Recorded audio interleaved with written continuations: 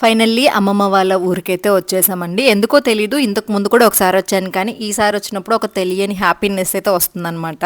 ఊరిని అలా చూడగానే చాలా డెవలప్ అయిపోయిందండి, ఇంతకు ముందున్నలాగా కాకుండా పెద్ద పెద్దగా హౌసెస్ అన్నీ కూడాని. బట్ వాతావరణం మాత్రం అలానే ఉంది. ఈ చెట్టు చూసారా ఎన్ని పువ్వులు పూసి. ఇంకా మేము వచ్చేసరికి లంచ్ టైం అయిపోయింది కదండి. పెద్దమ్మ అయితే సాంబార్ చేసి ఆ రోజు కాకరకాయ ఫ్రై అయితే చేసింది. భలే ఉండిందండి కాకరకాయ ఫ్రై, కొంచెం డిఫరెంట్గా చేసింది. ఆనియన్ అది వేసి, ఆనియన్ మామూలుగా వేయం కదా, బట్ ఆనియన్ వేయడం వల్ల ఒక స్వీట్నెస్ వచ్చిందనమాట లైట్గా.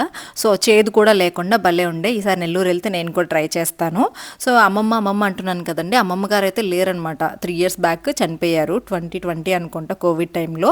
సో తర్వాత ఇంకా తాతయ్య అయితే మా చిన్నప్పుడే చనిపోయారు. ఇంకా మేము ఫస్ట్ నుంచి ఉండింది అయితే పెద్దమ్మ వాళ్ళ ఇంట్లోనే. ఇక్కడే మా వీళ్ళందరూ మేము ఎక్కువగా అల్లరి చేసింది, తినింది, పడుకుండింది, కొట్టుకుండింది అన్నీ కూడా ఈ హౌస్లే అనమాట. బట్ ఇప్పుడు కొంచెం హౌస్ అంతా కూడా రీమోడల్ చేసేసారు.